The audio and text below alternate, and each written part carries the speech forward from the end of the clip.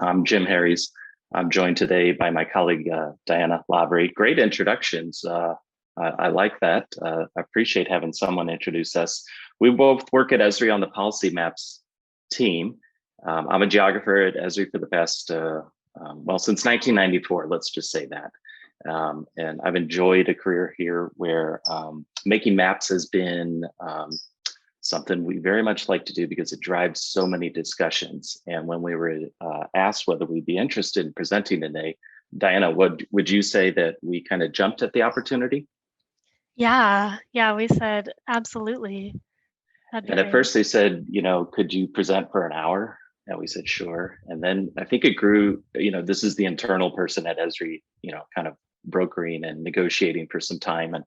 And then we ended up with 4 hours. So we were like, okay, yes, let's deliver the goods here.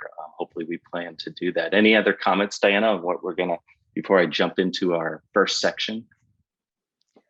Just we're really excited that so many people chose to wake up early on a Monday and join us. And we know 4 hours is a long commitment. So we have broken this up into 45 to 50-minute segments, and we'll take a short break after each one. You can kind of see the outline there on the screen. A little bit of an overview will be my section, this first 40 minutes. And then we'll take a quick break, come back and talk about in more detail about the policy mapping perspective. Thirdly, in the third section, very much going to get hands-on with things. And then fourthly, show how to share and disseminate the work that we do. So I think you're going to be excited about that. As we go along, we invite questions in the chat anytime. And then I think we have a partner, is it Nick, who's going to be watching that for us? Yeah, that's correct. And then we'll kind of save some time. Either, if it seems like we need to go along, Diana, I would ask if I'm speaking, if you see something I need to address, bring it up, please interrupt us. We kind of figured to run this almost as if like we invited everybody out to Redlands. You remember when you used to travel. And we would sit together and just talk about, what your organization does. And we'd try to figure out how we might be useful in that context. So the whole presentation here is kind of built with that in mind. We advertise this as a hands-on session. Now, it's not required because you're going to see us do things. And most of what we talk about is conceptual. It's what are you doing in your brain before you punch buttons in the software, right? Thankfully, we're not at a point where the software in GIS or pretty much any other industry is so automated that we don't need humans in the loop anymore. And especially with environmental topics, we definitely need humans in the loop. We need someone to cover the gap between the science and the meaning of it and the expression of it. If you want to get hands-on, just go to www.arcgis.com. You've got my login. I created that login so that everyone on this call can share it. And what does that mean? That means that you are all on one login and you can all stomp on each other's work. You can delete each other's work. I hope there's none of that. You all look like nice people from your images, but just realize when you create something and you hit save, maybe put your initials in or some indicator that it's yours so that if, as you go along, people kind of respect each other's stuff. And let's see, audience participation, welcome. Now, Diana, before I get going, did I miss anything? Should I jump in anywhere else? I think that was it. I think I'm ready to talk about purpose and vision. Okay. You have the first section or do I? Well, you go. I'm ready to hear about it. How's that? Okay. Well, cool. Diana and I make policy maps. What is a policy map? For a long time, about 18 months or 2 years, we've defined a policy map by that first sentence. A policy map clearly shows where there are opportunities to intervene. The reason we wrote it that way is we noticed there's a lot of maps out there of data. You ever seen a map of Diana? Have you seen a map of data before? Absolutely. How would you define a map of data? Very bland, very just, it might be called a map that shows something like median household income by age, by tract, comma, year. Yeah, And that's a technically great correct. name for, the table itself. But for the map, it's like, how about showing where are places that are right on the verge of poverty, or showing places that um, might get a stimulus check or something of that nature. Yeah, turning it into meaning quickly. So maps of data are necessary and important. You have to understand the data. You have to see the data on a map visually before you can interpret it. But what we kept noticing over decades is how often is it the case that you have this great technically correct map and it's presented to a policymaker or a leader of some kind or the general public, and they look at it and they don't get it. Like they don't react at all, which is the worst possible reaction. They just have no reaction. They just kind of stare at your map. I've had this happen in maps I've created, at least. I'll speak just for myself. And I've noticed that over time. Oh, okay, my map is not speaking their language, or it's not speaking a language that they can work with. And so our initial definition was kind of like a map should show where there's an opportunity to intervene. But also lately we've been thinking in terms of policy maps, sort of a definition aspect. It brings a policy map brings a geographic pattern to the attention of policymakers, analysts, data experts, and the public, because maybe a lot of us on this call are spatially aware. We think about GIS or spatial analysis or the environment. We all think in very clear spatial context.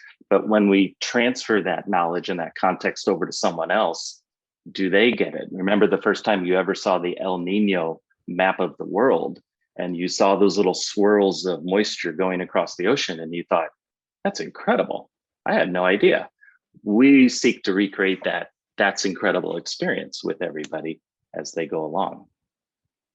And the third line, we talked about that a little bit as a team. How can we provide actionable information for decision makers?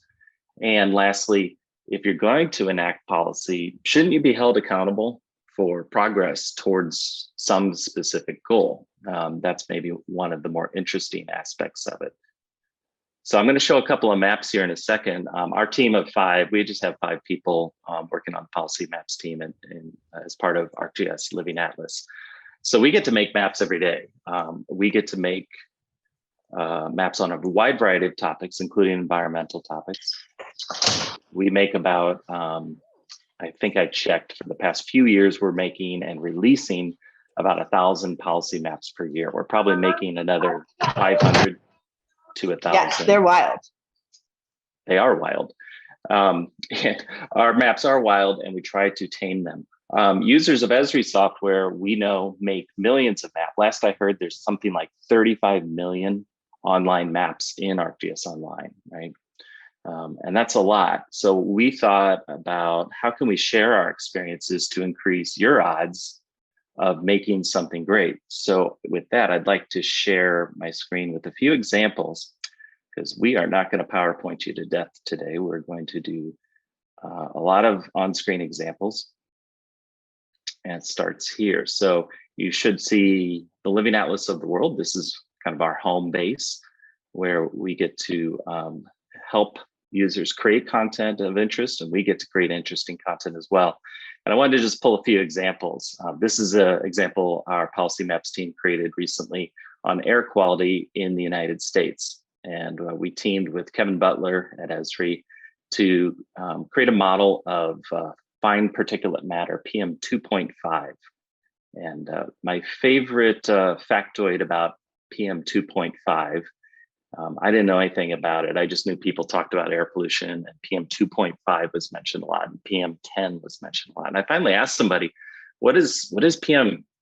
He said, well, you should be able to look that up. It's particulate matter. I'm like, yeah, I get it, but I didn't get it at first. So PM2.5 was 2.5. Well, it's 2.5 microns. And I'm sitting there going, yes, I understand that. So what is the significance of 2.5?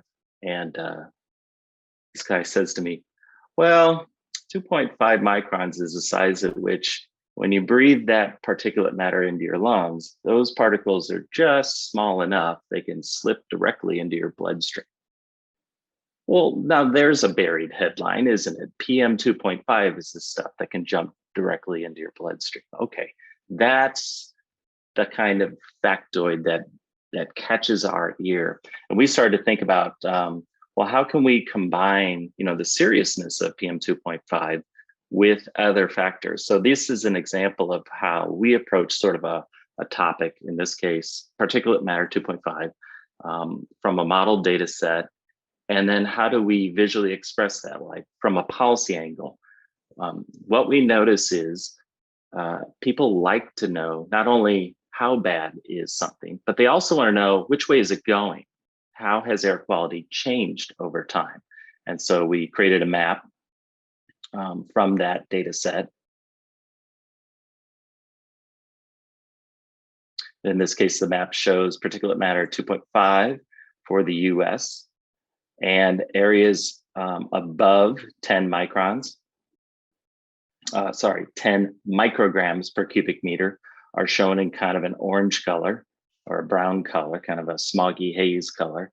And areas below that target value of 10 micrograms per cubic meter are shown in sort of a gray color. And then as you zoom in or look at a particular county, this pop-up gives you the information you're looking for. So the modeled data for this county, Putnam, indicating 13.58 micrograms per cubic meter. So if we dropped you in a parachute and you landed anywhere in the county, the average value would be about 13.58. And then when you factor in where people live, it's 13.74. So when you kind of weight it where the population is versus where the population isn't, it's a little bit higher in pretty much every county that you check. Not always the case here in Coles County, it's a little bit lower. So that's the kind of experience that we try to take. And each of us in this case looked at different measures. Where are areas with air quality that are concerning? So in this map, areas in red have had high levels of PM 2.5 for a long time and known as a persistent hotspot in our hotspot analysis. Areas in orange have had high levels in recent years, so it's kind of an up and coming. And then, of course, what you're hoping for are areas that decline. A third question: how is poor air quality related to poverty and minority populations? This map shows a comparison between the two topics. If we view the map, you can kind of take a look at the legend. This is a live map, so this is pulling data live.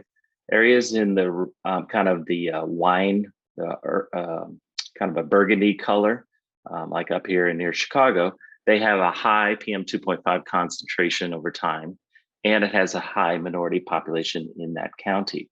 So by looking at two dimensions, we're not saying there's a direct correlation, obviously. What we're saying is there is, the two items are moving in the same direction. They are high concentration of two things are shown, as well as low concentration of two things on the map. And in each of these cases, we made short videos that kind of can walk you through that. Which year had the worst air quality? Again, from the same data set, how can I look at in what year did we have it worst? And it's kind of nice to see in certain areas, it was a long time ago, except if you're in Los Angeles, I can kind of see 2016 was the worst year. So different angles that can be taken. And as I mentioned earlier, how can we look at air quality by factoring in population patterns?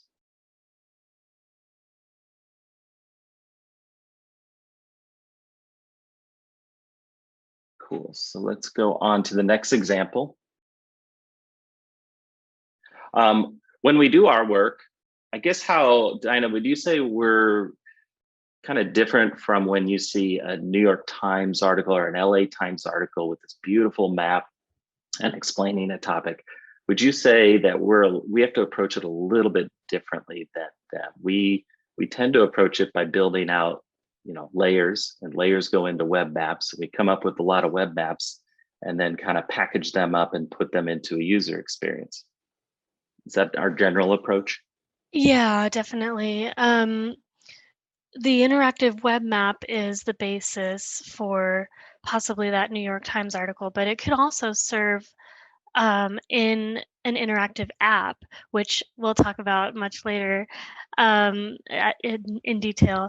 But being able to make the map stand alone in some way, whether that be in some kind of dashboard or interactive compare app or something of that nature, rather than to have like the map and then you need a whole story with it. Just package that together in an interactive web map or web Yeah, I app, think excuse me. Yeah.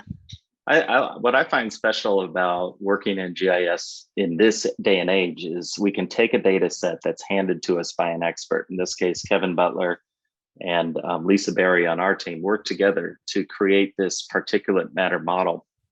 And they created a hex bin model across the entire United States and then aggregated the data up into counties and states. I think they even did congressional districts, or at least they tried, in order to allow us to express that data in geographies that are familiar to policymakers. So a policymaker can see a hex grid, a hex bin grid of air quality data across the United States, and they can get the scientific perspective on that. But often they're thinking, well, what's in it for me? I mean, how does my county rate on this topic? And visually they can see it, but sometimes it's nice to kind of summarize the data by the political boundaries or the administrative boundaries that your audience is responsible for. And giving them that data, giving them that information, even just as simple as allowing a pop-up. And that's what every one of these 10 or 11 web maps does, is they express some information visually.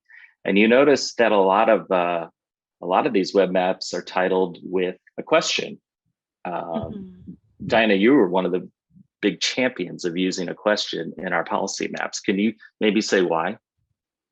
Yeah, I think one data set or even one attribute can answer multiple questions. And so if we want to create very focused maps that are that actionable decision support, just say exactly what question this particular map answers, given the way we've symbolized it, given the way we've configured the pop-up, etc.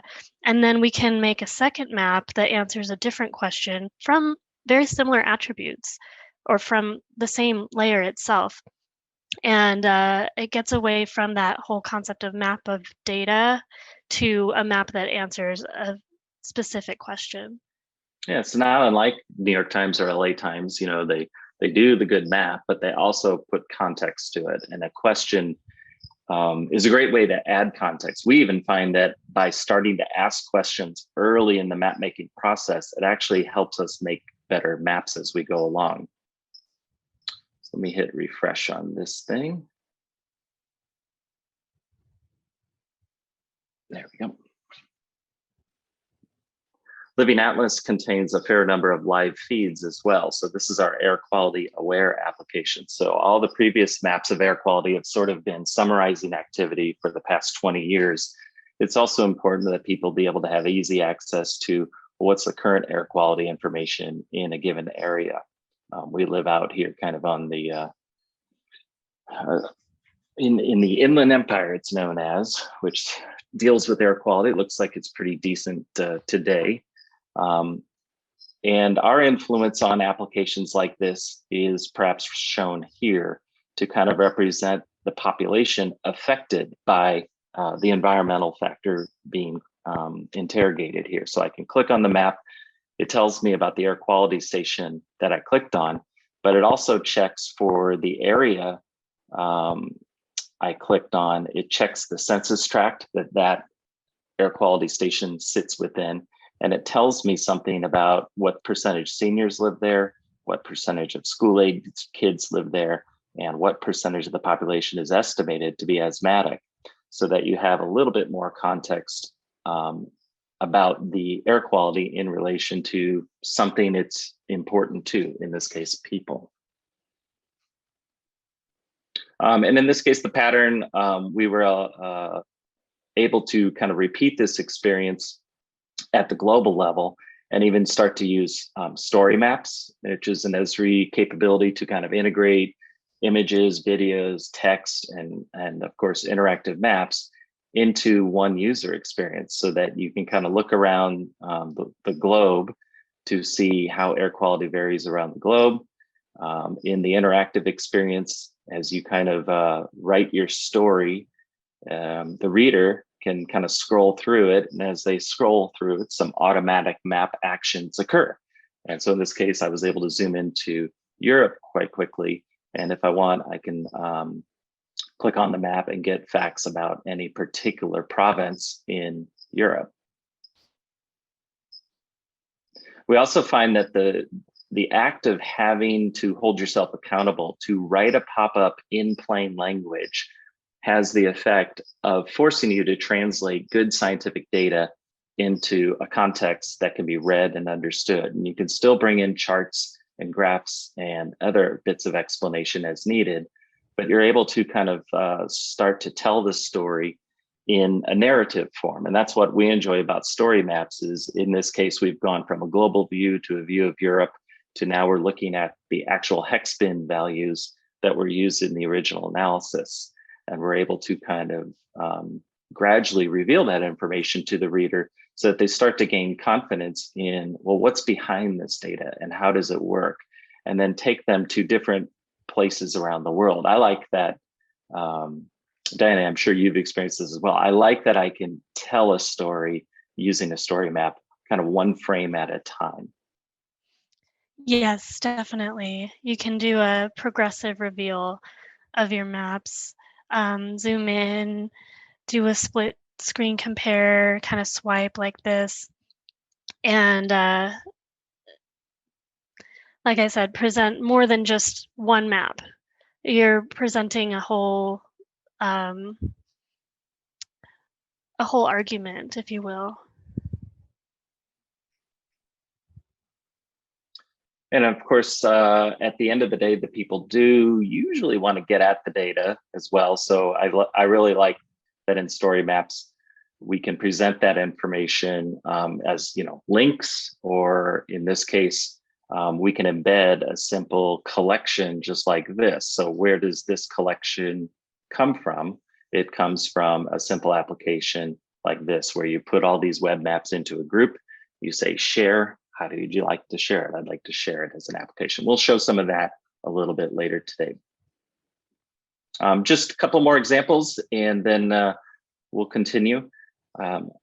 This is a relatively recent bit of work from the Census of Agriculture. I think it was 2017 data, where you could show and rank. I like dashboards because it allows us to answer a question leaders often have, is how does my county or state rank compared to everybody else? So this is a pattern we'll often use. We'll build the map, and then we will go build the list ranking all the, in this case, counties by the largest federal payments headed to each and every county out there. And as a result, you can kind of click around from county to county and see all the data about that county and get a visual on some of the agriculture related themes. And again, that comes from a web map having data available on the federal payments and on the cropland layer. And so that's what you're seeing here, is the cropland layer just gives you that visual to kind of contextualize the story a little bit.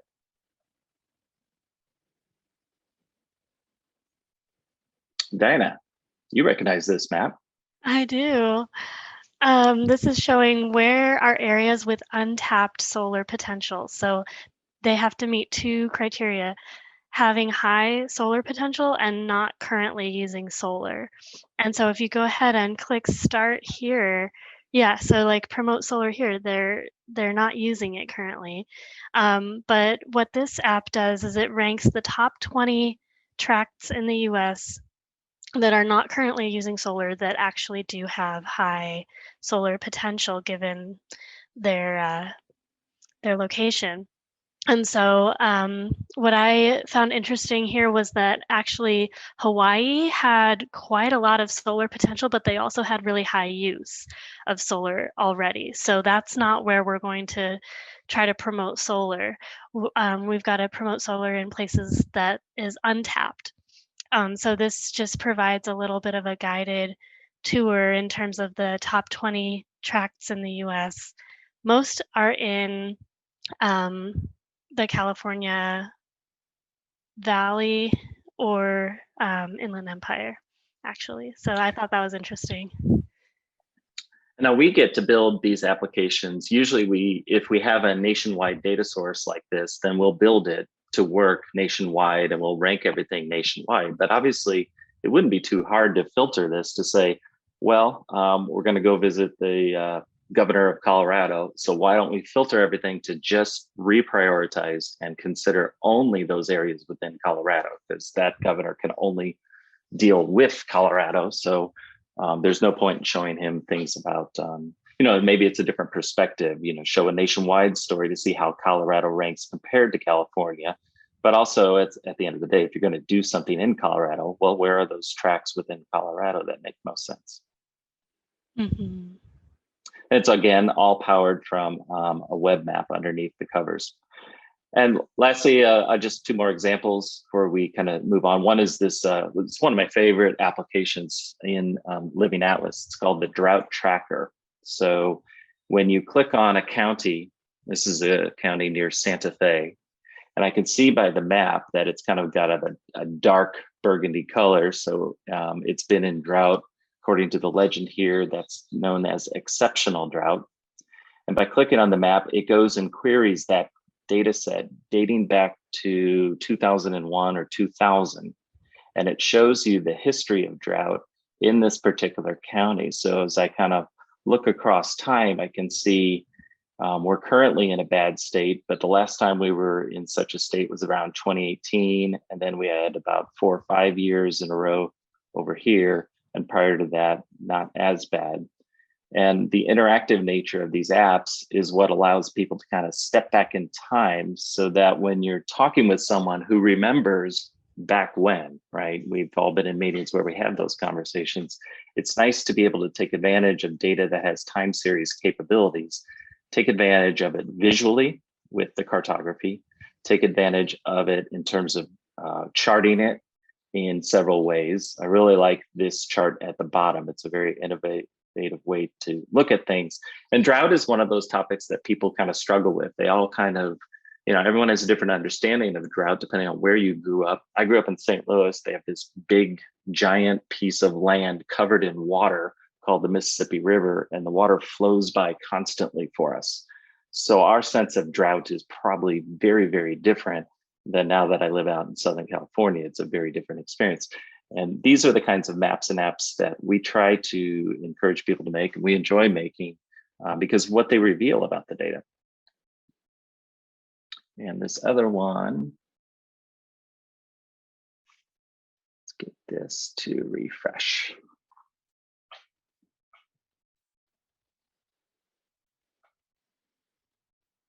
Is the other side of the equation. The water balance app lets you click anywhere on the map, on the globe, and again gives you a time series perspective of, you can see kind of the water cycle happening. And what I enjoy about this is if I just kind of pause right here on the right hand side, you can see the trend analyzer showing, are you above or below where you were in previous years. So for this year, you can see, I'm talking over here in this area, you can see how it compares to previous years. And you kind of get that sense, but just by seeing where the peaks and valleys are compared. And then over on this side, I really like what the application team did with the legend. It shows you a couple of pieces of information. It shows you what's normal for that time of year. And it shows you it with the black line, are you above normal, as I show in this particular case, or am I below normal or far below normal, right? I think those are some very useful scientific explanations and expressions of this data to kind of bridge people over and get them to understand, A, a water cycle exists, and B, here's where we are this year, and how does it compare to previous years.